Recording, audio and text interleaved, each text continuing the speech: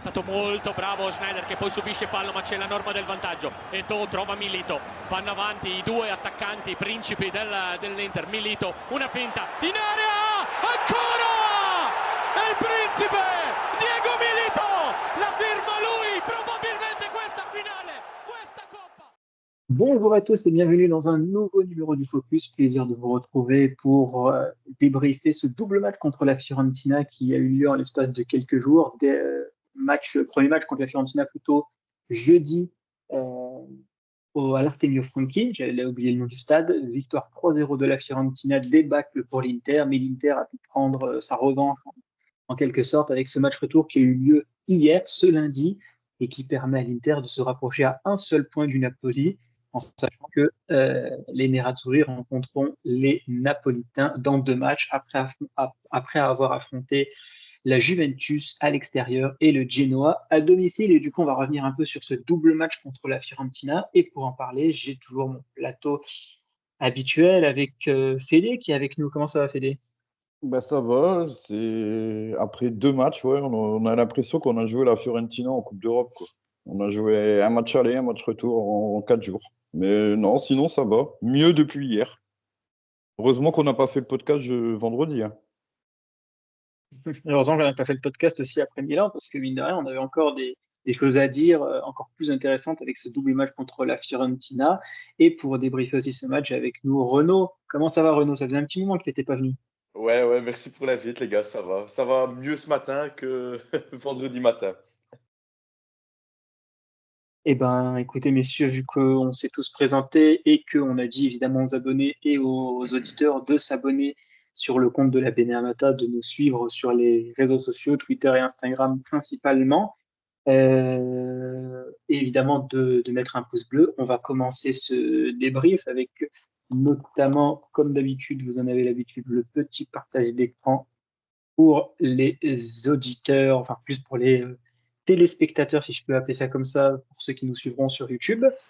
Voici la composition d'équipe que l'Inter a mis face à la Fiorentina, une équipe presque classique avec le retour du fantôme. C'était une légende un peu locale, comme quoi Acerbi allait revenir un jour jouer au football. Et ben il est revenu et il a sorti d'ailleurs un très bon match. On en reparlera, je pense, un petit peu dans les cas individuels. Carlos Augusto et Darmian pour animer les côtés, puisque Dumfries a pris un carton jaune et Di Marco n'était pas disponible pour ce match. J'ai un doute s'il était malade ou blessé. Je crois qu'il était malade plutôt. Grippé. Et la C'est doublette. annoncé grippé. Grippé, voilà. Donc c'était bien malade, j'avais quand même un petit doute. Et la doublette d'attaque classique, Lautaro Martinez et Marcus Thuram qui est sorti sur blessure, problème à la cheville, si je ne me trompe pas. Donc on va voir un peu qu'est-ce que les indications, qu'est-ce que les médecins du club vont nous dire. Est-ce qu'il pourra au moins peut-être participer au match contre la Juventus ou est-ce qu'il faudra attendre le match contre le Genoa? Et en face, une équipe de la Fiorentina qui est venue affronter l'Inter avec un système un peu similaire. Une sorte, bon là ils le mettent un peu dans une sorte de 3-5-2. J'aurais plus dit que c'était un 4-4-2 avec Beltran qui tournait autour de Kim et avec cette équipe très solide derrière et les 2 latéraux en tant que milieu. D'ailleurs, pas pour dire, mais la dernière équipe qui avait bossé comme ça, c'était Getafe. C'est une équipe qui est détestée par tous les autres supporters de Liga. Donc, espérons quand même que pour les prochains matchs, la Fiorentina pensera avoir des intentions un petit peu plus offensives. Eh ben, écoute, Renaud, je te laisse nous faire un petit peu le résumé, bah, un peu quand même de la double confrontation en général. Voilà, on commençait un peu par ce match aller, puis ce match retour. Voilà, comment tu as vécu, comme le dit CFD, un peu ce match un peu européen contre la Fiorentina? Ouais, non, déjà, on sait très bien quand on est champion en titre et qu'on a un match de retard, on se met de pression. On a des vieux démons il y a quelques années qui reviennent. Donc là, je suis dans le contexte du premier match. Je pense que si on prenait, ouais, si j'ai pas de bêtises, on repassait devant le Naples de Conte. Donc il y avait toute cette pression, toute cette envie, mélangée un petit peu à nos vieux démons, comme je le disais. Il y avait vraiment une pression comme si c'était ouais, un match d'une soirée européenne ou une finale de Supercoupe.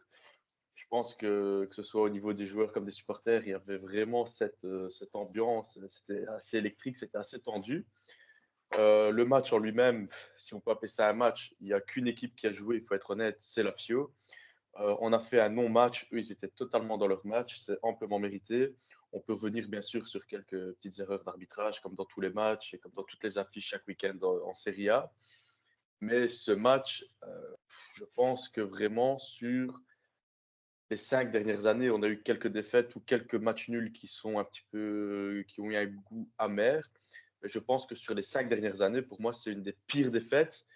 Je sais, je pense que, allez, quand on regardait les stats, la dernière fois où on avait une défaite avec autant d'écart ou aussi importante, c'était contre Naples en 2019, justement, si je ne dis pas de bêtises. C'était une histoire de 600 ou 900 jours, je ne sais plus exactement, mais où on s'était plus pris une défaite avec 3 goals d'écart. C'est ouf.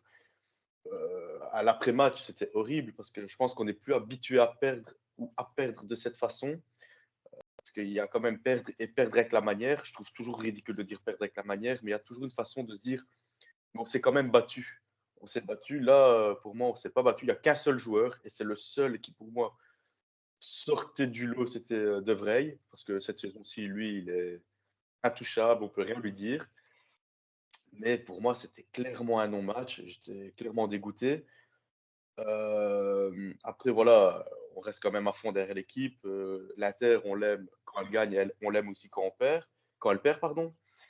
Mais ce match en lui-même, que ce soit quand on voit toutes les stats et qu'on se voit, on se prend un 3-0, que sur des contre-attaques, leur défense, c'est limite, ils n'avaient pas stationné le bus sur le terrain, c'était rageant, mais malheureusement, il y a pas, on peut rien faire à ça. Mais quand on voit rien que là, les stats, c'est rageant. On se dit, putain, un match comme ça, dans le pire des cas de base, ça doit être un match nul parce que la FIO fait un très bon début de saison.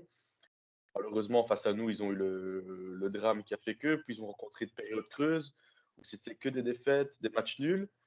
Et juste au moment où ils se relancent, pas de chance, c'est contre nous.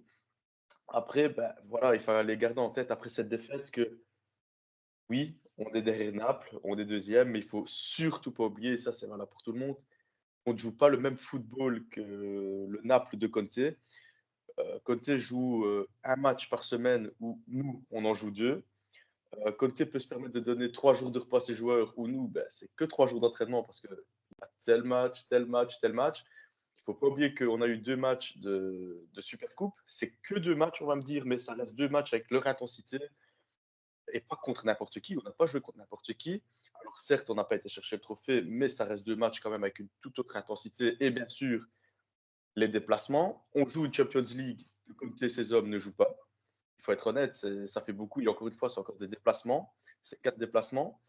Euh, Conte a perdu ou fait exprès de perdre, ça, c'est pas à moi de juger, mais la Coupe d'Italie, donc c'est encore quelque chose qui ne devra pas jouer et où nous, on joue. Et bien sûr, bah, là, la seule chose qui joue bien sûr comme nous, c'est le championnat. Il ne faut pas oublier qu'après le championnat, eux, les hommes de Conte sont au repos pour la plupart. Et nous, ben, on a encore, je vais dire, un mini championnat, une Coupe du Monde des clubs à jouer. Donc, il faut aussi préparer l'après-saison, même s'il faut se focaliser sur maintenant. Donc, il faut garder en tête qu'il n'y a pas 20 points d'écart avec Naples. Il y a actuellement, je ne sais même plus, j'ai un trou de mémoire, mais c'est pas qu'il y a 15-20 points d'écart. On est juste derrière eux, on est deuxième. Tout est encore possible quand on voit eux le championnat qu'ils ont et nous tout ce qu'on a et on est juste là derrière eux. Je garde espoir de bien aller les emmerder entre guillemets. Et quand on le voit le match d'hier, je me dis ben, c'est bien, ça fait plaisir de voir l'Inter quand même qui a une réaction. On va pas enchaîner de mauvaises défaites, de mauvaises séries. On a une réaction. Ça s'est vu dès les premières minutes du match. Il y avait une autre intensité qu'au match aller. Il y avait plus envie, plus d'occasions. Bon, encore une fois, on a dû faire face piqué ou à la latte, encore une fois, comme pour le Milan, mais il y avait beaucoup plus d'intention, plus d'envie. Bon, un match encore un petit peu avec une ambiance aussi assez bizarre avec, encore une fois, les erreurs de l'arbitre, pardon, mais bon, ça, on commence à faire avec, on est habitué dans le championnat italien. Mais ouais, quand on voit la réaction que Inzaghi et ses hommes ont eu hier, après, c'était un tout autre match. On joue à domicile aussi. Ça fait beaucoup de jouer à la maison. Il y a les supporters, il y a l'ambiance. Je pense que la claque qu'on s'est pris jeudi aussi, on ne pouvait pas se permettre de rester sur un match nul et encore moins sur une défaite. Il fallait vraiment montrer qu'il y avait une réaction. Je pense que cette grosse défaite, parce que pour moi, c'est une grosse défaite, elle fait très très mal. c'était aussi un petit peu une piqûre de rappel, ça a été un vaccin, ça a été une claque, on peut appeler ça même un coup de pied au cul. Je pense que ça a permis à certains de se dire, bon, c'est maintenant ou jamais, là on est dos au mur, on est en face du ravin, c'est maintenant qu'il faut se battre, et je pense que ça s'est vu hier, il y avait quand même un petit peu plus d'envie, plus d'intensité. Les joueurs étaient là, c'était pas des fantômes, parce que pour moi, je dis, c'était clairement des fantômes, c'est comme si on avait mis une équipe de jeunes de U8 face à une équipe première dans un club, quoi. Enfin, c'était inexplicable. Je ne savais même pas comment expliquer ça, quoi. Et d'ailleurs, Fédé, pour revenir sur cet aspect un peu de réaction qu'a évoqué Renaud, c'est un truc, c'est vrai qu'il faut mettre au crédit de l'Inter et d'Inzaghi, cette façon de toujours rebondir après Leverkusen, après Bologne, après Milan, dans une moindre mesure après la Juventus aussi, parce que la Juventus, quand même, les Juventus et Bologne, pour moi, c'est des matchs nuls qui sont des défaites. Euh, mais c'est vrai qu'il y a eu cette réaction et l'Inter a eu cette réaction tout au long de la saison.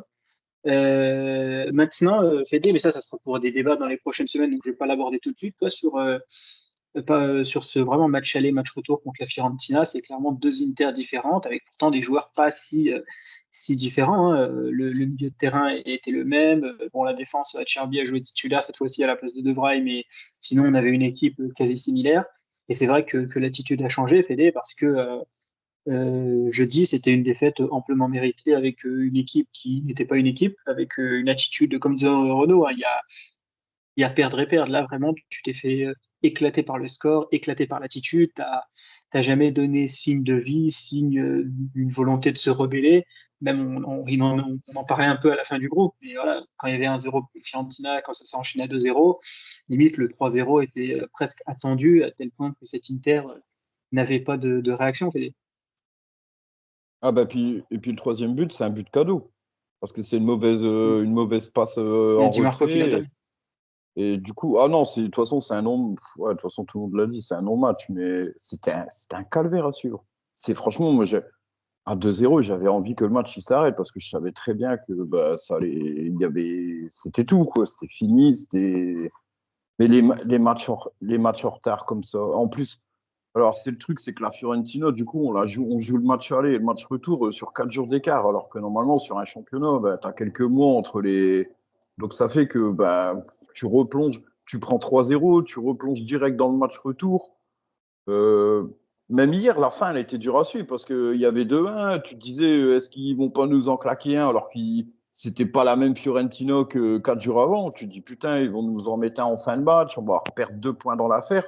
Franchement, c'était les deux matchs, que ce soit une défaite ou une victoire, ils ont été compliqués à suivre. Moi, perso, hier, j'étais tendu jusqu'à temps qu'ils sifflent le coup de finale.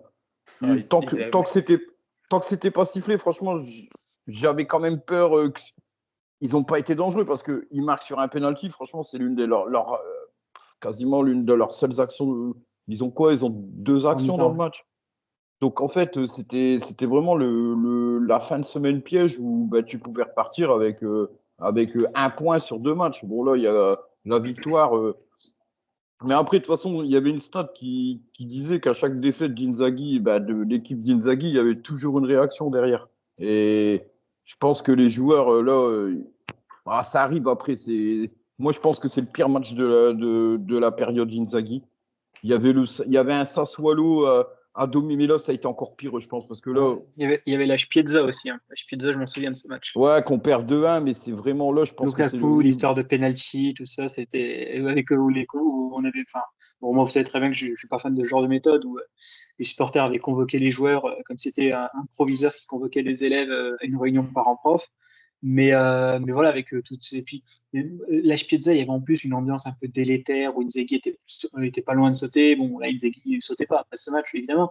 C'est pour ça que moi, la Spiezza, je le qualifie peut-être de. Bon, après, chacun a un peu ses définitions, mais je le qualifie vraiment de pire match de l'ère Inzaghi parce qu'on était. Je me souviens, hein, c'était un vendredi et tout le week-end, bon, déjà que tout le week-end, j'avais pas envie de regarder du foot, mais en plus de ça, tout le week-end, il y avait des rumeurs, ça commençait à dire qui est-ce qui va remplacer Inzaghi, est-ce qu'il peut être viré avant la fin de la saison, tout ça. Donc, c'est le contexte contre la Fiorentina, c'était humiliant parce que tu n'as jamais joué au foot, tu n'as vraiment pas respecté, comme tu l'avais dit, Fédé, en message, les supporters qui s'est déplacés.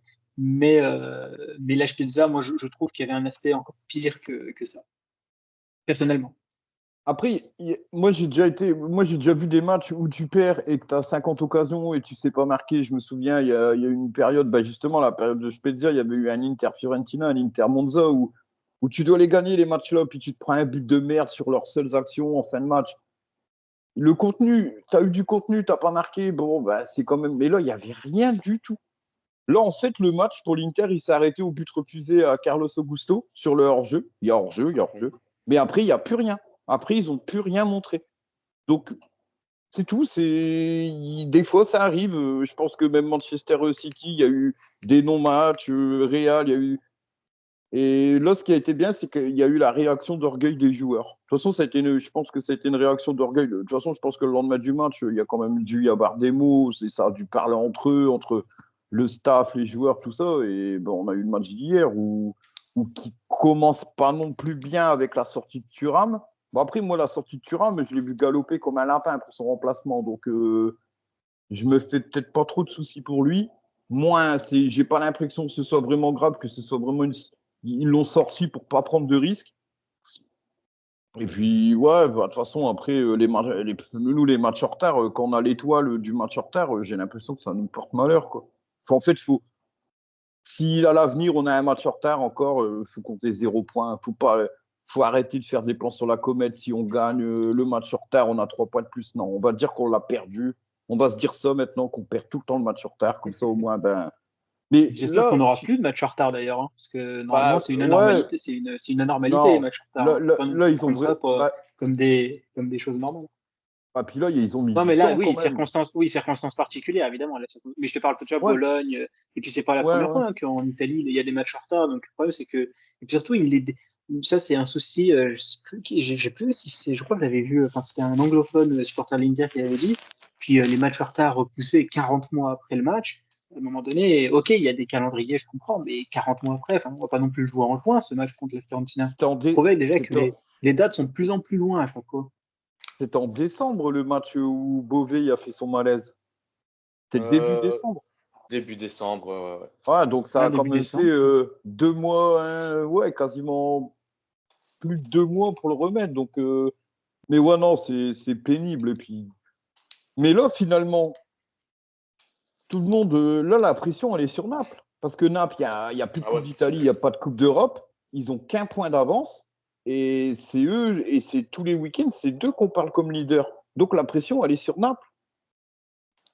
Donc tant que nous, on reste à un point, qu'on fait le même De toute façon, le truc, c'est que moi, je pense que si ça reste comme ça jusqu'avant le match contre Naples, on bat Naples chez eux. C'est comme l'année dernière avec la Juve. Ils ont eu longtemps un point d'avance. Et puis finalement, on va passer devant et Naples, mentalement, ils vont lâcher. Ils vont se dire, bah, c'est tout. Et après, je pense pas, je ne nous vois pas champion avec 20 points comme l'année dernière. Mais si là, on bat le Genoa, on bat la Juve, on bat le Genoa et on bat Naples, parce que là, il y avait une stat qui disait qu'après chaque défaite, l'Inter enchaîne 7 victoires sur les 8 matchs qui suivent. Donc là, c'est tout, quoi. De toute façon, ouais, la pression, elle est sur Naples, parce que Naples, il y a plus que le championnat à jouer. Donc à un moment, ils vont se mettre la pression tout seuls, parce que c'est pas non plus... C'est un groupe qui a beaucoup changé. Les leaders de vestiaire, c'est Lukaku. Après, moi, je te pose la question. Moi, je comprends l'argument de Naples. Ils ont la pression, même si moi, je le partage pas, mais je le comprends totalement. Mais imaginons fin de saison, l'Inter gagne le titre, voilà, doublé back-to-back plutôt, et Naples finit à 4 points, 5 points, quelque chose comme ça. Est-ce que vraiment il se passe quelque chose à Naples? Moi, en fait, je vois pas si Conte perd entre guillemets, ne gagne pas le titre plutôt, comme ça on va le tourner comme ça. Je ne vois pas partir non plus. Non, sans aller dans des extrêmes, mais moi je vois pas. Enfin, il y aura il y aura des regrets, tout ça, mais je vois pas entre guillemets. Alors je dis pas que si l'Inter gagne pas le titre, c'est la fin des cacahuètes et la saison sera pourrie. Mais entre guillemets, pour moi, après c'est mon avis, moi je trouve que Naples ayant gagné récemment, et on connaît les équipes du Sud, que bon, gagner régulièrement, c'est pas une habitude chez eux, que l'Inter, par son statut, par aussi entre guillemets, la volonté de toujours gagner aussi les titres, tu as perdu la Supercopa. Moi, vous savez très bien que de base, pas quelqu'un qui aime jeter des titres en l'air. Et ce match contre la Coppa Italia, dans un monde de bisounours, j'aimerais le jouer à fond pour accéder à la finale et gagner la Coppa Italia. Maintenant, quand je vois l'effectif comme il est construit et quand je vois la proximité pour le Scudetto et la peut-être potentialité de faire un coup en Ligue des Champions, pour moi, c'est une équipe B qui doit jouer contre la Lazio fin février. Donc, il y a un monde où tu peux te retrouver sans trophée aussi à la fin de la saison, même si encore, tu me diras, le mondial des clubs aussi à la fin, donc c'est pas quelque chose non plus à négliger. Mais tu vois, une saison sans trophée pour l'Inter, avec tous ces tableaux à jouer, et une saison sans trophée pour Naples, moi, personnellement, après, comme je vous ai dit, je comprends l'argument que Naples, ça serait quand même entre guillemets, un échec de ne pas gagner le Scudetto dans ces conditions-là, mais je pense pas que ça ferait un tonnerre à Naples que sur la première saison de Conte, t'aies pas gagné le titre, quand c'est l'Inter qui le prend avec ce qu'est l'Inter. Je sais pas si Federer, vous voyez ce que je veux dire. Ouais, je vois ce que tu veux dire, mais après, la pression à Naples, elle est énorme. Ouais, voilà. C'est un contexte spécial, Naples. C'est peut-être un contexte, c'est un peu comme le contexte Roma. C'est des clubs, même quand ils gagnent pas beaucoup, c'est pas des habitués des trophées, que ce soit la Roma ou Naples. C'est des clubs, ils ont été 3 fois champions dans leur histoire. Mais la pression, elle est tout le temps là, en fait. Et vu l'effectif, il y a un manque de cadre quand même. Parce que je pense que Naples, les matchs où ça va être difficile, leur cadre, les Lukaku, tout ça, c'est pas des vrais leaders. C'est des. Je pense que c'est le plus gros problème pour Naples, ça va être la pression. Parce que plus ils vont rester longtemps en course et plus les supporters derrière, ils vont mettre la pression de fou. Et moi, je pense que c'est même pour l'équipe, ça va être parce qu'il suffit qu'il y ait une mauvaise série. Après, on peut dire, ouais, ils ont plus d'autres compétitions à jouer, mais le contexte Naples, les joueurs, quand ils vont commencer à l'avoir, parce que c'est ça, plus ça va durer longtemps, ils vont être dans la course au titre, et plus les supporters, ils vont se monter la tête, et c'est ce qui peut faire mal à Naples. Ça Ouais, peut ça être c'est dans les sûr. deux sens, Naples. Naples, ça peut aller dans le sens où tout va bien, et le contexte, la pression, elle les aide, mais vu les cadres de l'effectif, moi franchement j'ai peur que la pression elle soit trop grosse et que l'équipe à un moment parce que c'est ça, il suffit qu'à un moment ils vont lâcher là déjà là la pression, j'ai l'impression qu'ils commencent à l'avoir parce que ils ont moins de matchs à jouer, ils ont plus d'autres compétitions et puis les résultats là depuis 2 semaines finalement ils nous ont laissé dans le jeu. Donc, le contexte Naples, attention quand même, hein. Et puis après, c'est des. Ouais, voilà, comme je dis, les cadres, c'est des Lukaku, tout ça, c'est pas des hommes fiables quand même sous la pression. Lukaku, on le connaît, on sait comment il est. Et moi, j'ai pas l'impression de compter, il y a des vrais leaders sur le terrain. Ce que nous, on a, contrairement à Naples. Pour rebondir aussi sur un autre point un petit peu dans ce point-là, et ça rebondit un peu sur tout ce que je vous ai cité tout à l'heure, et Renaud, je te laisse rebondir. Leverkusen, la Juve, Bologne, Milan, la Fiorentina un peu, même des victoires de dernière minute, pour moi c'est un problème qui est soulevé et qui est pas récent, qui date pas de cette saison, qui date pas d'ailleurs que d'Inzaghi, parce qu'on demandait ça aussi à Conte. C'est un peu ce manque de plan B, et c'était notamment reproché à Conte, mais je trouve aussi que c'est un problème avec Inzaghi quand récemment on voit que depuis qu'il est revenu de blessure, Çalhanoğlu, c'est un peu plus compliqué pour retrouver son rythme et son influence. D'ailleurs, très bonne entrée de Zielinski contre la Fiorentina à noter à ce poste, au poste du Turc. Est-ce que pour toi, Renaud, est-ce qu'il y a un manque de solutions variées alors bon, les joueurs sont ce qu'ils sont, on va pas changer évidemment des joueurs en plein mercato d'hiver, même si on a pu prendre Zaleski, mais est-ce que dans la variété d'attaques, dans la variété de styles de jeu, peut-être même d'ailleurs dans la formation en elle-même, dans la composition, enfin pas dans la composition d'équipe, dans la tactique, le système utilisé par Simone Inzaghi. Est-ce que pour toi, il y a peut-être pas une limite parce que le plan A est excellent, mais est-ce que ce manque de plan B, parce qu'on voit que on a fini le match contre la Fiorentina à 4 attaquants, je veux dire, à un moment donné, Ouais. faut être honnête, c'était risible de jouer comme ça avec 4 attaquants, il n'y avait plus aucune tactique. Apparemment, c'était on balance des centres et puis on verra bien ce que ça va donner. Mais est-ce que ce manque de plan B, ou quand Çalhanoğlu, c'est notamment lui, quand il est peut-être dans le dur, quand il est blessé, il n'y a plus d'alternative, même si Zielinski a pu faire une bonne entrée par quelques fois, sans revenir dans le marronnier un peu du 4-3-1-2 qui était souvent demandé et autres. Voilà, c'est pas une question d'imposer un système particulier, mais on sent vraiment quand même que quand le plan A est en difficulté, et à un moment donné, il sera en difficulté parce que le 3-5-2, Voilà. même s'il est ultra bien animé, comme tous les systèmes, il peut être contrecarré. Et on l'a vu contre la Fiorentina d'ailleurs. Est-ce que vraiment ce manque de plan B, c'est quelque chose qui peut plomber l'Inter? Et moi, ma principale crainte peut, peut être en Serie A, mais moi, elle est principalement en Ligue des Champions, où il n'y a pas de, il y a pas de, il y a rien pour te rattraper. C'est-à-dire, si tu fais ton match aller, tu as peut-être le match retour pour te rattraper, et encore, ça dépend si tu le joues à domicile, ça dépend de l'adversaire et autres.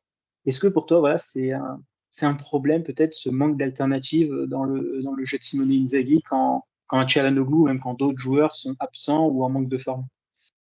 Ben, dire qu'on n'a pas de plan B, j'irai pas jusque-là, mais je pense que c'est plutôt une absence de prise de risque. Après, on l'a très bien vu cette saison, je pense que prendre un risque, on l'a pris qu'une fois, c'est contre Arsenal. Quand on fait un turnover, on joue avec l'équipe B. Et justement, on était tous contents de se dire, bon, enfin, on a ce projet de équipe A et de équipe B. On reprend une victoire en Champions League, certes pas la plus belle, mais les 3 points sont là, la victoire est là contre Arsenal. Et le week-end d'après, nos joueurs qui ont été en repos en Champions League ont tapé la Talente. Et la Talente, qui à ce moment-là, au début de saison, était première ou deuxième, je ne sais plus exactement. Mais je me dis là, par exemple, quand on prend des risques, après, quand on prend des risques, ça peut être bénéfique comme ça peut être très dangereux. Mais ça, pour l'instant, ça nous réussit. Et j'ai l'impression que ben, là, depuis un mois ou deux, on a plus cette prise de risque ou alors de justement plutôt revenir sur tes termes, d'utiliser un plan B par exemple. Il faut oublier aussi qu'on est très très impacté par pas mal de blessures cette saison. Je pense que sur les dernières saisons, c'est la saison où on a le plus de blessures, où il nous manque au moins tout le temps un joueur ou deux. Ça fait beaucoup. Les joueurs, quand ils reviennent de blessures, ben, l'exemple parfait, c'est Tchala qui revient depuis 3 matchs. C'est pas ça, il suffit de regarder ses notes aujourd'hui dans la Gazette. On voit bien que c'est le pire, je pense que c'est 5 ou 5,5. Après, les autres notes ne sont pas extra non plus, mais je pense que justement, on n'a pas cette envie d'aller prendre des risques. Quand je vois qu'on Zielinski, ben, hier, quand j'ai vu Zielinski monter, moi j'étais content parce que j'adore ce joueur. Quand on voit ce qu'il a fait par le passé avec Naples et tout ça, et quand on voit ce qu'il a fait hier, après je dis pas, il nous a fait aussi des bourdes, il suffit de regarder le derby en championnat en aller. Après, à qui la faute, je sais pas si des fois c'est la forme des joueurs, si justement c'est notre effectif. Je pense que là où vraiment on n'a pas de plan B, il faut être honnête, c'est en attaque. Correa, je vais pas être objectif parce que je vais pas aller jusqu'à dire je le déteste, mais voilà, il vient chercher son salaire et il nous fait des petites grillades aux entraînements. Arnautovic, j'ai beau l'adorer, l'aimer, mais ouais, hier il nous a marqué, j'étais content, j'étais le premier à être content quand il a marqué, mais voilà, c'est pas ce qu'on attend de Oui, non, lui. mais ouais, mais ça, je pense qu'on est d'accord, hein. C'est deux joueurs Correa Ouais, qui auraient. C'est deux mecs de base qui ne devaient pas signer à l'Inter de base. C'est deux panic buy. Correa, c'est parce que Thuram ouais, s'était blessé quand il était à Gladbach voilà, en 2021. voilà, Et un. c'est ça. Et Arnautovic, tu sens le panic buy parce qu'il y a eu les refus de Scamacca et autres. Donc, Voilà. ces deux mecs, faut le dire clairement. Et puis, sans que tu aimes ou pas les joueurs, c'est deux mecs qui, de base, en Ouais, première solution, ne devaient jamais venir à l'Inter. rien. Ouais, voilà, Taremi, j'étais content quand on l'a signé. Je reste, pour l'instant, je deviens mitigé. Mais par exemple, pour moi, si plus tard ou quoi, il faudrait essayer de le garder, lui donner sa chance quand même, parce que ça reste le joueur avec l'expérience et tout.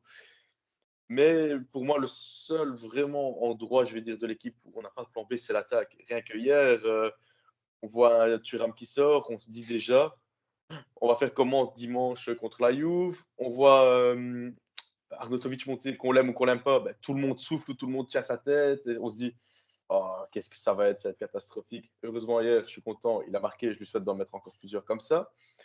Après, je ne me fais pas non plus de faux espoirs. Mais on se dit, waouh, si on n'a pas Lautaro, on n'a pas Thuram, on a quoi en attaque derrière? À ce moment-là, peut-être que Taremi décidera à scorer ou aura plus sa chance, parce qu'il faut être honnête aussi, on lui donne pas beaucoup sa chance non plus, ou alors que très légèrement. Mais dire de là entièrement un plan B, pour moi, on l'a, mais on ne prend pas le risque de l'utiliser. Parce que quand on voit notre effectif, on a un des bel effectif d'Italie. Je ne vais pas dire le plus beau parce qu'il y a d'autres équipes qui se battent assez bien à ce niveau-là. Mais je me dis justement, on a un plan B et quand on l'a utilisé une fois, le plus bel exemple que j'ai, c'est l'enchaînement Arsenal et l'Atalante. Ça nous a réussi, donc pourquoi pas réutiliser? Mais encore une fois, il faut prendre les facteurs blessures, les facteurs calendrier. Parce que Inzaghi, ce qu'il faut savoir, c'est qu'il voit la saison dans son ensemble comme un jeu d'échecs. Il prépare plus le match d'après que le match qu'il est en train de vivre. Il faut prendre aussi en compte aussi toutes les cartes jaunes. À chaque fois, on sait bien que Inzaghi, les cartes jaunes, c'est quelque chose.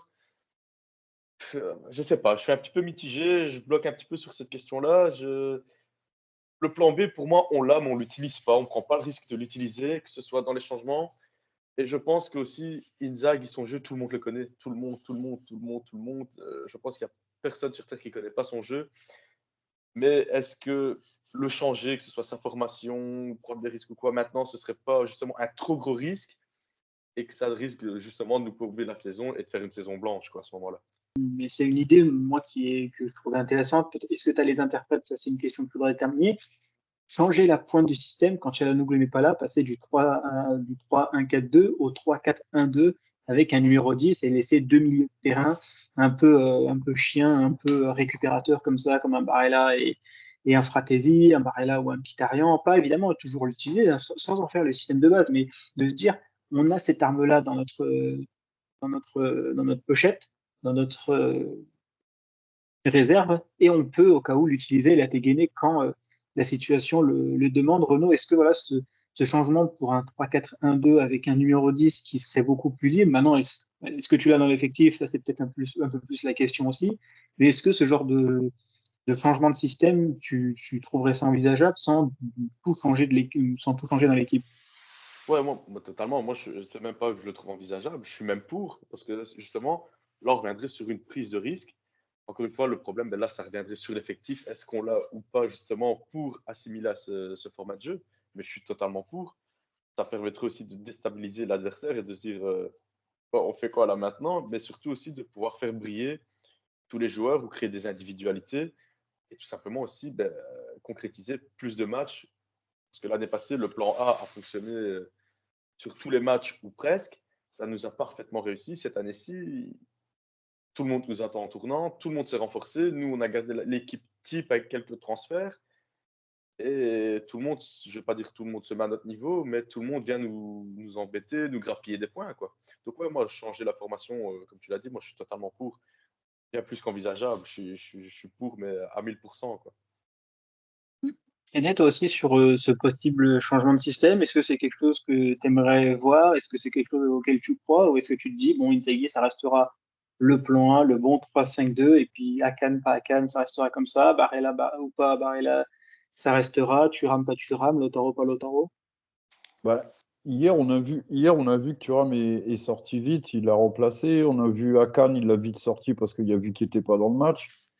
Donc je pense que après ça reste Inzaghi. Inzaghi aime bien, c'est les entraîneurs italiens, ils aiment bien rester fidèles à leur schéma de jeu. Donc c'est vraiment typique des entraîneurs italiens. Ils aiment pas trop, ils ont un système, c'est tout, ils s'y tiennent. Mais ouais, pourquoi pas dans certains matchs, tout. Après, bon, Inzaghi, des fois, il nous a mis une fois une défense à 4 en cours de match. Il changera son système en cours de match. Sur ça, Inzaghi il nous l'a déjà montré. Mais par contre, changer son système dès le début, dès le coup d'envoi, moi, j'y crois pas. Inzaghi, il reste quand même sur ses principes de partir sur le schéma qu'il maîtrise le mieux. Mais ça, c'est vraiment typique aux entraîneurs italiens. Ils sont tous pareils sur ça. Mais ouais, pourquoi pas, ouais, passer avec un milieu à deux. Mais après, je pense que ça dépendra aussi de l'adversaire. Les évolutions tactiques d'Inzaghi, c'est selon qui sera en face. Je pense qu'il prendra moins de risques contre les grosses équipes que contre les petites. Mais ouais, après, l'histoire du plan B en attaque, on avait déjà le même problème la saison dernière. On a recruté Taremi, on s'est dit un gars qui a Et moi, Taremi, il vient de Porto, les joueurs de Porto, les joueurs de l'Ajax. Ça marche pas chez nous. C'est compliqué à chaque fois. Alors, est-ce qu'ils sont pas adaptés à notre système? Est-ce qu'on a la poisse avec ces deux clubs-là d'aller recruter là-bas? Mais Taremi, j'avais des doutes quand même par rapport au fait qu'il venait de Porto. Parce qu'après, Taremi, dans le fond, c'est pas un mauvais joueur. On voit que c'est un gars qui a pas un mauvais état d'esprit, mais ça ne matche pas, en fait.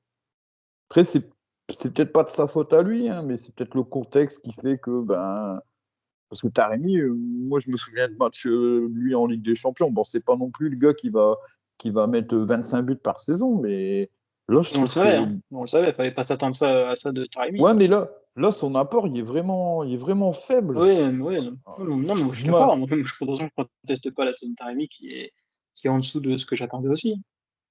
Et moi j'attendais un peu mieux de lui, mais je sais pas, après c'est peut-être juste un déclic. On dit ça, puis Taremi, ce week-end, il nous fait gagner le match contre la Juve, hein, on sait pas. Hein, dans le foot, ça va vite. Hein. Lautaro, il marquait plus pendant une période, et puis là, Lautaro, bon, hier, il marque pas, mais il provoque le premier but. Donc, mais ouais, Taremi, il y a quand même. Après, j'irai pas à en parler comme Correa, parce que Correa, bon, c'est bon, on a fait le tour avec Bah, de lui. toute On façon, a... de toute façon, la différence entre Arnautovic, Correa et Taremi, pour moi, elle est simple. C'est sur qui on avait des attentes en début de saison. Faut arrêter de me sortir qu'il y a personne qui attendait 10 ou 15 buts de Arnautovic ou 10 ou 15 buts de Correa.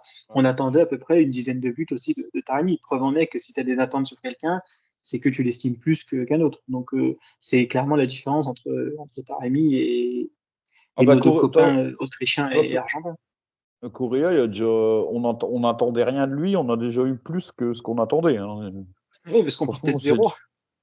on n'attendait rien, on s'attendait à ce qu'il joue même pas, quoi. Donc du coup, mais non, ouais, On Taremi s'attendait à ce qu'il après. fasse des bonnes grillades. Mais après, mais il paraît qu'il est bon hein, sur ça. Hein. Ah oui, non, C'est le, mais, roi- c'est le mais roi de la cuisson. on Hein. troll. Nous, on troll, mais moi, je troll pas. Hein. Moi, je troll pas. Moi, je pense que non, sur les cuissons du veau, les cuissons du bœuf, ça peut être incroyable. Non, Mais ça doit être génial. après, C'est dommage, après, après, il pourrait postuler au poste de cuisinier. Ça coûterait moins cher quand même, parce que là, après il prend quand c'est même un c'est bon un, salaire. c'est Hein. un, grou- c'est un groupe qui vit bien entre eux. Parce que hier, Arnautovic, quand il marque, on voit tous les autres, être content pour lui, tout ça. Donc,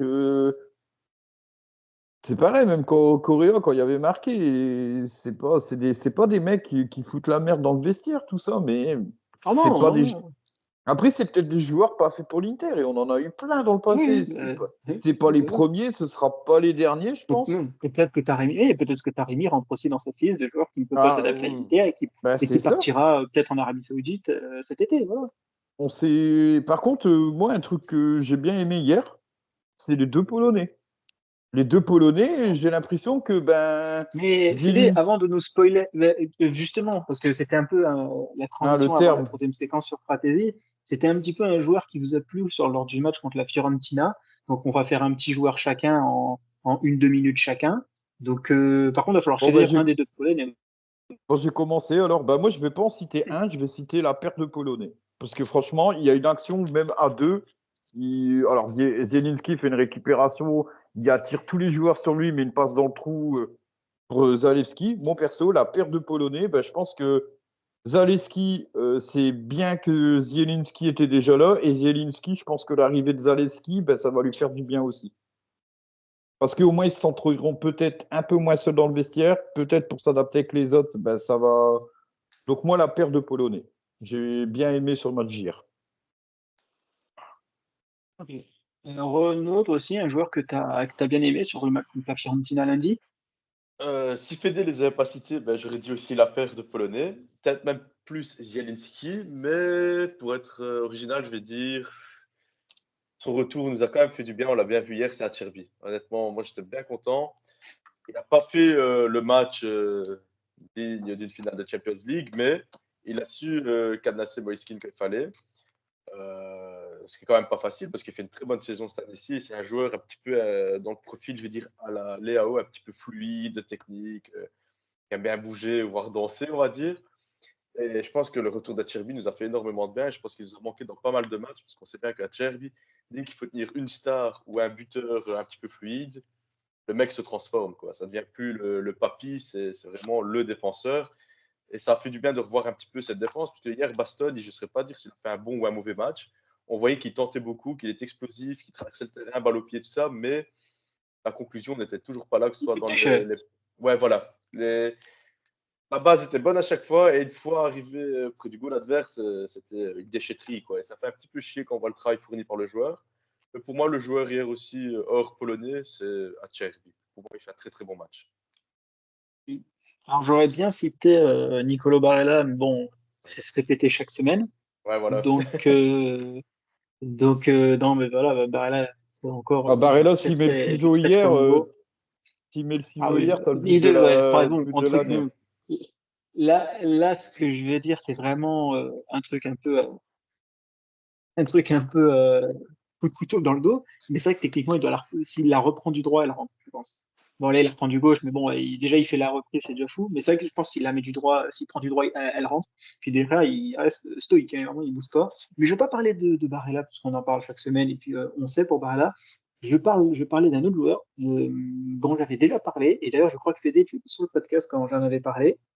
Euh, C'était quand on a fait les coups de cœur avec Maxime. C'est notre bon vieux Carlos Augusto qui nous a encore sorti un vrai bon match hier. Et moi, j'aime beaucoup, franchement, ce début d'année 2025, fin d'année 2024 de Carlos Augusto, où je trouve vraiment il est un peu plus libéré. Et cette fois-ci, on voit vraiment son apport offensif de plus en plus. À un moment donné, j'ai eu peur. Je me suis dit, j'espère qu'il ne va pas se transformer en piston, entre guillemets, juste défensif, en mode de Di Marco doit sortir, faut un peu blinder. Carlos Augusto, ça défend très bien. Alors certes, Carlos Augusto, ça défend très bien et il n'y a pas de souci. En plus, il s'est retrouvé avec un nouveau concurrent, avec Zalewski. En espérant d'ailleurs que Zalewski ne soit pas que cantonné sur le côté gauche. D'ailleurs, moi, j'espère que Zaghi ne fera pas la même erreur entre guillemets qu'avec Buchanan. Voilà, mais vraiment ce début d'année 2025 de Carlos Augusto, comme je l'ai dit, j'en avais déjà parlé quand il y avait Maxime, Lorenzo et toi Fédé. Mais moi, c'est un joueur que j'aime beaucoup, qui est pas avare d'efforts, qui vraiment fait toujours le sacrifice en plus. Voilà, toujours, il y a ce petit truc en plus, ce dépassement de fonction, cette qualité technique, mine de rien, parce qu'il rentre aussi dans ces joueurs-là qui ont le seuil technique requis pour jouer dans une équipe de Simone Inzaghi. Et c'est un joueur qui prend de la confiance qui sera très important sur la fin de saison, soit Et pour qui, compléter Bastoni parce que il y a plus personne, mine de rien, et soit pour compléter, finir les fins de match que Di Marco commencera ou débuter quand Di Marco aura besoin de repos. Donc à gauche, en tout cas, je commence à être de plus en plus assuré à gauche. Le piston en place en gauche commence à être une vraie alternative fiable. bah, en fait, nous, notre problème, c'est vraiment les solutions de remplacement en attaque. Parce que quand tu regardes bien en défense, bon, du coup, Cherby qui est revenu, mais ça te fait deux joueurs qui peuvent jouer la position centrale. À droite, tu as Pavard ou Bissek. À gauche, tu peux mettre Bastoni ou Carlos Augusto, voire Darmian aussi à droite. Donc, ça fait que, à part l'attaque, il y a pas mal de postes où on a toujours un deuxième joueur qui peut rentrer. C'est Zaleski, c'est pareil. Ouais, Bon, moi aussi, après, le hier, milieu de terrain fait moi, le milieu de terrain fait Zielinski fait le boulot quand il rentre, mais les deux autres, c'est beaucoup trop sur courant alternatif. Fratesi, il y a du bon, mais il y a quand même aussi du moins bon. Et on va en parler là juste après dans la prochaine séquence. Donc mais, l'attaque, c'est vraiment le plus problématique. Rappelle-toi, on en avait déjà parlé dans le secteur le plus problématique, bah, mais attention le c'était milieu de déjà terrain. le problème de l'année dernière. Ça C'était reste. déjà, non, mais c'est un problème depuis la dernière saison de Spalletti, hein, moi je le dis honnêtement. C'est quand tu avais Icardi, Lautaro, là c'était pas un problème, mais depuis c'est un problème cette attaque. Sanchez, Lukaku, Lautaro, pour moi, c'était un problème parce que Sanchez déjà était pas toujours régulier et puis il y avait que trois joueurs, pas quatre. Zeko, tout ça. Vraiment, en fait, il y avait deux ou trois joueurs et puis après, il n'y avait rien. Soit le quatrième joueur, c'était un trou abyssal, soit alors tu avais deux joueurs très bons et deux joueurs remplaçants pas bons. Donc, j'espère que le 2025 sera l'année où ces problèmes disparaîtront, même si je ne suis pas non plus spécialement convaincu parce que faut voir qui on recrute. Faut qu'Octree passe à la caisse en attaque. De toute façon, on n'aura pas le choix à aller Ouais. chercher des profils à zéro, des prêts, voilà, Après, je pense qu'on Non, aurait eu de qualité, hein, l'argent, simplement. on n'aurait pas pris Arnautovic. C'est parce que c'était la solution simple, c'était ce qui restait sur le marché. De toute façon, l'attaque, il faudra mettre de l'argent. Taremi, c'est pareil parce qu'on l'a eu libre. Mais tant qu'on ne met pas d'argent en attaque, eh ben, on reste avec le problème de Après, Thuram, Lautaro. Derrière, il n'y a personne.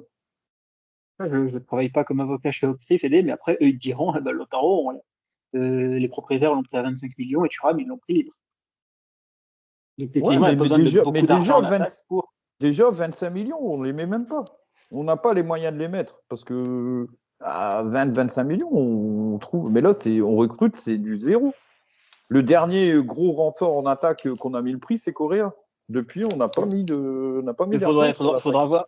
Pour moi, je juge pas le mercato d'octroi. On va voir qu'est-ce qu'il prend en juillet parce que la stratégie peut être. Je pense que la stratégie peut être différente. Le mercato de juin, d'été 2025 nous dira vraiment comment ça va marcher au crier. On n'a rien vu, on n'a rien pu voir en juillet, enfin le mercato dernier. Le mercato d'hiver, c'était de l'ajustement. C'est là, ça va bosser en juillet. Le 1er septembre, on pourra se retrouver, faire un podcast et dire voilà, la stratégie d'octroi mercato, c'était telle chose. Est-ce que c'est bon? Est-ce que c'est pas bon? Et là, c'est très compliqué parce qu'en fait, c'est que de l'hypothèse, que des peut-être ils vont faire ça. Tu vois la Gazzetta qui te font une liste de transferts de Puma, Castro, les listes de transferts en février, je veux pas dire, mais il n'y a jamais aucun coup qui se réalise. Et rappelez-vous de la saison 2022 et l'été 2022 où on devait prendre Scamacca, Fratesi, c'était bouclé, Bremer arrivait, tout était nickel, tout était signé. À la fin, il n'y en a pas un qui est venu. Et on s'est retrouvé Bah, avec. après, les journaux, leur but, c'est de vendre. Donc, si tu dis que tu vas rien Oui, voilà. recruter.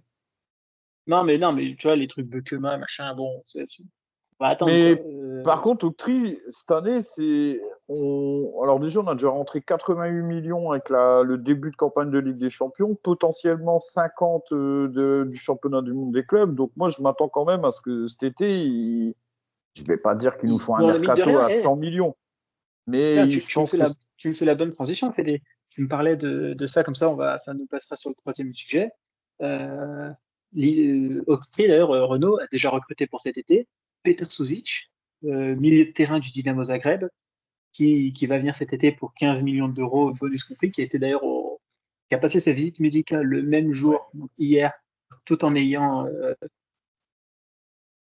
contre la Fiorentina. Euh, et du coup, pour relancer comme ça, puisqu'on arrive bientôt sur la fin du podcast, on est bientôt à la petite heure, sans parler de Petar Suzic en lui-même, parce qu'on ne connaît pas assez le joueur, moi, c'est plus Petar Suzic, pour le moment, il y a 6 milieux de terrain. Personne n'est en fin de contrat. Bon, il y a certains candidats au départ, Renault, notamment un milieu de terrain italien, blond actuellement, qui s'éteint les cheveux en blond.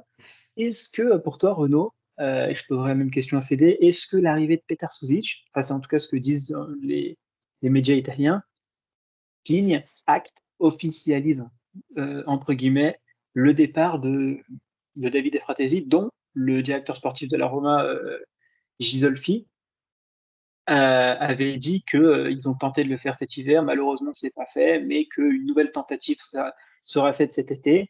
C'est un peu du coup le serpent de mer qui commence à s'activer, parce que déjà la Roma le voulait déjà à son époque Sassuolo. Est-ce que voilà l'arrivée de Petar Suzic, pour toi, ça acte un peu le départ de Fratesi à la Roma ou à un autre club cet été? Ça fait mal de dire parce que j'aime bien ce joueur-là, même s'il fait beaucoup de boulettes ces derniers temps. Mais pour moi, ouais, il y a des signes qui ne trompent pas. Quand on voit que le mercato a été clos, il nous fait une interview vite fait là, en arrivant au centre d'entraînement. Il disait non, j'ai jamais voulu partir, patati patata. On savait très bien que juste ça s'est pas fait. Après, voilà, je reste aussi un petit peu dans cette ambiance où les journaux, je les lis, je m'informe, je comprends des informations, il y a du beau et du mauvais, mais ça reste que du blabla. Rien que le meilleur exemple, on voit Joao Félix ici qui dit ouais, j'ai choisi Milan à l'Inter parce que nanani nana, et qu'en fait l'Inter n'était juste pas dessus. D'ailleurs, même enfin, tous les cadres l'ont dit, on n'était pas dessus. Oui, il était sur une liste, mais on n'allait pas aller le chercher, alors que malheureusement, c'est bouché avec des Arnautovic, Correa et tout ça. Donc, ce qui est dit dans les médias, c'est oui, ça reste dans un coin de ma tête, je prends l'information, mais si on va chercher ce Suzic, là, je pense que c'est pour officiellement acter le départ de Fratesi. Bien que pour moi, ce ne serait pas l'un des milieux à faire partir en premier. Malheureusement, les contrats font que, mais pour moi, ouais, il y a pas photo, quoi. Après, si on remplace un jeune par un encore plus jeune, je ne suis pas contre. Et la dernière fois qu'on a été nous chercher un Croate au Dynamo Zagreb, ça nous a bien réussi pendant quelques années. Donc voilà, sans Ah, parler du joueur. les 2 dernières fois, on a été chercher un Croate au Dynamo Zagreb, ça a bien Aussi, ouais, marché. 2 fois. 2 fois, c'est juste 2 fois, ouais. C'est parce qu'il y en a un qui C'est... vient plus à la tête que l'autre, mais ouais, c'est juste. Ouais, mais ouais, non. Bah, moi, j'étais regardé un petit peu sa fiche à notre ami croate, croate-bosnien, Ouais, vu il qu'il a est les en 12. Bosnie. Et il avait joué avec les jeunes en Bosnie, et donc du coup, au niveau DA, il est passé chez les Croates. Mais Mais c'est pas plus un profil Mkhitaryan, plutôt, qu'un Ah, profil. clairement. Et justement, moi, j'aurais préféré. J'adore Mkhitaryan, il est monstrueux, même si cette saison-ci, il est l'ombre de lui-même. Mais bon, on va quand même vers un joueur qui se dirige tout doucement vers la retraite, sans être méchant. Et justement, c'est plutôt ce profil de joueur, ce type de joueur qu'il faudrait remplacer avec un jeune. Après, si Fratesi veut jouer à la Roma et que la Roma le veut, moi, un joueur qui veut plus jouer pour l'Inter, qui veut jouer pour un autre club, il m'en faut pas et qu'on le remplace par quelqu'un d'autre, quoi. Après, Fratesi, c'est beaucoup des déclarations de son agent aussi. Voilà, c'est ça. Et ça, lui-même l'a dit, justement. Ça, lui-même l'a dit. C'est beaucoup son Et, agent. et l'agent, quand il y a un transfert, il prend une com. Donc lui, dans son intérêt, s'il a pris l'année dernière une com entre Sassuolo et Inter, et là qu'il reprend une entre Inter et Roma, ça va plus dans son intérêt. Ouais. Donc, Mon agent, moi, le très connu Beppe Risso, qui a d'ailleurs Ouais, Christianite, il il y voulait, avait déjà les rumeurs lui, un peu Christianite à l'Inter. il voulait nous le Il voulait recaler, lui, en manger, fait. il voulait manger des deux. Ah ouais, lui voulait Ah manger bah de ouais, tous les c'est ça. côtés. Il voulait se faire un buffet royal. C'était le buffet royal. C'est comment il s'appelle celui-là qui est décédé là, Mino Raiola, Mino c'est un peu Raiola. le même genre. C'est le même genre, hein. C'est son. Je sais pas si c'est la même écurie, mais je pense qu'il a dû être formé. Ils ont dû se connaître dans le passé parce que c'est exactement les mêmes méthodes. Le joueur, il y a peut-être parce que le joueur, il a l'air de Fratesi, il a pas l'air d'être de mal se sentir dans le vestiaire. Non, Après je pense peut-être que qu'il est bien. après peut-être que Fratesi, l'Inter, c'est trop pour lui. Après, la Roma, moi, je voudrais bien savoir comment ils vont nous le payer, Fratesi aussi. Parce que la Roma, l'année dernière, ils ont fait un gros mercato. Il n'y aura sûrement pas de Ligue des Champions en fin de saison. Moi, je veux bien la Roma, mais je voudrais bien comment ils vont nous sortir, même si c'est 35 ou 40 millions pour Fratesi. Ouais, ça, c'est sûr. Donc, Il y en a, pour toi, il y Fédé, a Naples aussi. Hein. pour toi, Fédé, il y a, même si Naples, j'ai Ouais. du mal à voir quand même vraiment à le vendre à un concurrent direct. Parce que ce sera un concurrent direct l'année prochaine aussi, Naples. Donc, Mm. j'ai du mal à voir que si l'Inter va faire ça. Pour toi aussi, pour toi, Fédé, ça officialise pour toi le départ, cette arrivée de Petar Sosic? Ouais, je sais pas si ça officialise, mais ça veut dire qu'il y a un des milieux de terrain qu'on a qui va partir. Donc, ouais, non. Peut-être qu'on pense à l'après-Mkhitaryan, c'est possible aussi. Peut-être qu'Octree parce que Octree, sa politique, c'était quand même de prendre des plus jeunes joueurs. Donc, peut-être qu'ils sont en train de se dire Mkhitaryan, il arrive en fin de contrat quand chez nous? Cet été ou l'année d'après? 2026. 2026. Il nous coûte plus qu'un salaire, peut-être l'année de transition. Après, Fratesi, il faut vraiment qu'il se bouge, quoi. Mais moi, justement, hier, Fratesi, j'y ai pensé. Pourquoi on ne tente pas dans un poste plus offensif? Parce qu'on dit on n'a pas de solution, tout ça, mais Fratesi, il est pas maladroit devant le but, tout ça. Des fois, tu laisses juste Lautaro en pointe et puis tu mets Fratesi juste derrière. Ça peut être offensivement, il marque pas mal, que ce soit en sélection, tout ça, il est pas maladroit, donc Fratesi un petit peu plus haut que de le voir comme un remplaçant de Barella. Ça peut être aussi une solution. Dans un 3-5-1, ouais, 3-5-1-1 du coup. Moi, Fratesi, c'est un joueur que je voulais avoir déjà à l'Inter. Mais son rendement, je sais pas. Je suis mitigé quand même, parce qu'il nous a apporté, il nous a mis des buts décisifs, tout ça, il n'y a pas à dire. Mais dans un poste à la Barella, moi perso, je pense pas que c'est vraiment son profil en fait. Moi, je le vois dans un profil plus Il y offensif. a, et pourtant, moi j'aime beaucoup Fantasy. Par contre, il y a un manque de progression claire et évidente avec ballon. Avec ballon, l'année dernière, cette année, même souci. Hein. Bon, il y a rien Ouais, il est il y a vraiment rien qui bon s'est amélioré sur ça. il est bon dans un jeu de contre-attaque et pas dans un Ouais. jeu de possession. C'est un joueur explosif, en fait. Ouais, c'est ça. Et c'est pas un Mais joueur. il y a des contrôles, il y a même des Ouais, enchaînements c'est ça. techniques qui sont franchement, je peux dire, mais pas du niveau de jouer dans une équipe de Simone Inzaghi. Hein. Ah non, Il c'est sûr. y a c'est des sûr. moments, en fait, c'est très brut, c'est très fait avec de l'intensité. Donc, moi, j'aime bien cet aspect-là. Mais à un moment donné, si tu joues avec intensité, mais que tu sais pas contrôler le ballon, ou alors si tu le contrôles, il part à 3 mètres, c'est pas jouer avec intensité. Ça c'est jouer, c'est jouer faux techniquement. Donc, ça, Et c'est un souci avec stratégique qui n'est pas ça, réglé pour le moment. ça Et, fait et un en an et plus, demi qu'il est là. avec Inzaghi, le nombre de mecs qu'il a transformé au milieu de terrain, Inzaghi, tu peux pas dire que ouais, non, mon entraîneur, il a jamais fait progresser un milieu de terrain. Inzaghi, c'est sa spécialité À fond. depuis la Lazio. Donc c'est une preuve c'est une preuve Après, c'est achetée peut-être contre Fratesi. Après, c'est peut-être un profil pas adapté à Inzaghi. Ça Moi, peut je pense arriver qu'avec aussi. avec du travail avec ballon, il serait adapté. Et puis un peu plus aussi, des fois, de concentration. Tu sais, cet aspect d'intensité, c'est bien, mais ça a ses limites. Comme toute chose a ses limites et ses défauts. Cet aspect d'intensité où toujours un peu vouloir faire la course ou ça, des fois, il faut juste prendre le ballon et réfléchir ce que tu fais quand. Mais mentalement, moi, je pense que Fratesi, il y a aussi. Je vais pas. Alors attention au terme que je vais employer. J'ai un problème mental. Mais on l'a recruté pour être une sorte de vice Barella. Et en fait, il voit que Barella il est une classe au-dessus et que la place, il sera pas titulaire. Il voit que Mkhitaryan, c'est un homme à Inzaghi, donc c'est pareil, il sera pas titulaire. Et je pense que peut-être mentalement, il y a un petit peu lâché l'idée de se dire je suis là pour venir prendre une place de titulaire. Ou il y a même peut-être aussi un manque de maturité, je vais dire comme ça. Pas peut-être dans la personnalité, mais dans son jeu, tout simplement. Ouais, il veut peut-être faire des fautes trop compliquées, alors que Ouais. peut-être en jouant plus simple, parce qu'il y a pas tout acheté. Hein, ce serait méchant de dire que Fratesi il est nul avec nous. Il y a des, mais ouais, mais je pense que ouais, il y a du travail mental et du travail ouais avec ballon et Et c'est d'ailleurs, sans ballon, je l'avais noté, Fédé, sans ballon, il y a un manque de compréhension de foot dans les actions.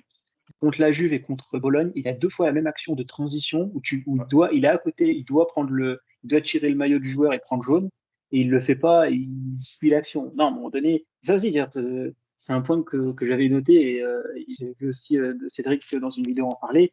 Il y a des joueurs, ils savent pas couper des contre-attaques, ils savent pas prendre le carton jaune que tu dois prendre pour eh couper ben des contre-attaques et que justement. tu prends des buts bêtes sur ça. À un moment donné, ben oui, il y a la Eh fameuse ben peur Zaleski, de la sortie. hier Zaleski prend un carton jaune justement sur une action comme ça. Il sait qu'il va pas le rattraper le Oui, joueur. Il sait, bah tant pis, je c'est vais ça. prendre un jaune et puis voilà. Mais ouais, Fratesi, C'est ouais, ça. je pense que c'est Mais son problème. après, ils sont pas aidés. Ça faut. Parce qu'on prend les joueurs, ils sont pas aidés par le coach. Le coach, Mister anti-carton jaune, quand tu as un carton jaune, Ouais, c'est le moins là remplaçant, maintenant, je le trouve quand remplaçant du, même. le remplaçant du mec, il commence déjà à s'échauffer. Ouais. Tchalanoglu, quand il prend un jaune, limite, faudrait faire des plans sur le banc avec Zielinski qui doit déjà commencer à sortir Ah, et c'est vrai. commencer à s'échauffer. Il dit, ah, c'est bientôt mon tour. Mais Donc, Çalhanoğlu, sa saison, elle est vraiment. Il y a vraiment une baisse de niveau par rapport à la. Bon, il y a les blessures, je suis tout à fait d'accord. Mais Çalhanoğlu, j'ai l'impression que bah, c'est peut-être le. Moi, perso, c'est. il fait un Si bon on début de doit. saison, hein. Franchement, il fait un bon début de saison, Tchalanoglu. Ah Après, il y a ouais, sa mais blessure là, qui le coupe. c'est vraiment Mais irrégulier cette il fait un année. bon Hein. début de saison pour moi. C'est vraiment irrégulier. Et hier, il le sort. Finalement, on se disait comment on fait sans Çalhanoğlu. Ben, hier, on gagne quand même sans Çalhanoğlu. Donc, ouais, je sais pas. Est-ce que le cycle des Regista à l'Inter, c'est 2 ans? Brozovic, 2 ans, 2021-2023, Çalhanoğlu 2023-2025. Bah, c'est surtout que Çalhanoğlu, si on le vend cet été, il y a peut-être moyen de récupérer une belle petite somme. Donc, ouais, je sais pas. Mais Fratesi, ouais, de toute façon, Fratesi, je pense qu'il y a aussi de la concentration. Il est peut-être pas encore bien. Après, il est plus à Sassuolo et c'est peut-être ça qu'il faudrait qu'il comprenne. Qu'à Sassuolo, il pouvait faire des matchs passer à travers. Il y avait que lui. C'est un peu comme l'Italie, où au milieu de terrain, il n'y a pas non plus. C'est la première fois qu'il y a vraiment une vraie concurrence. Et est-ce que c'est pas trop gros pour lui? Après, il peut, ouais, mais comme il disait Renaud, il y a un manque de maturité. C'est même certain qu'il y a un manque de maturité. C'est à lui aussi de se dépasser, de se dire, faut que je me bats et que je laisse les autres que je mets sur le banc. Et là, pour l'instant, dans son esprit, Barella et Mkhitaryan, dans son esprit, il n'est pas prêt à leur prendre la place. Parce que Mais quand il est titulaire, ça sera un cas à quand suivre il, quand même. quand il est titulaire, il n'est pas bon en fait. C'est le pire. Moi, je Ouais. trouve que les pires matchs de Fratesi, c'est quand il part titulaire. Quand il rentre, Il est, ça va, il est plus mais fort quand il Il va être rentre que quand il titulaire contre commence.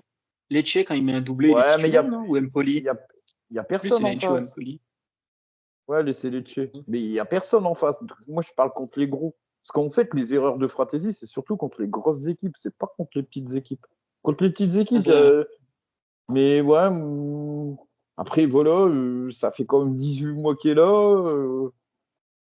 Ce qui pouvait passer l'année dernière, au bout de 6 mois, on se disait, bon, il va s'adapter tout doucement, tout ça. Là, après, lui, il n'y a pas la barrière de la langue. Sassuolo et Milan, il y a 2 heures de train, donc c'est pas non plus. Il n'est pas dépaysé comme un joueur qui pourrait venir d'un autre pays ou d'un autre continent. Donc moi j'ai vraiment l'impression que Fratesi, il n'y a peut-être pas le mental pour être titulaire à l'Inter. J'espère qu'il me fera tromper. Mais on en prend le chemin.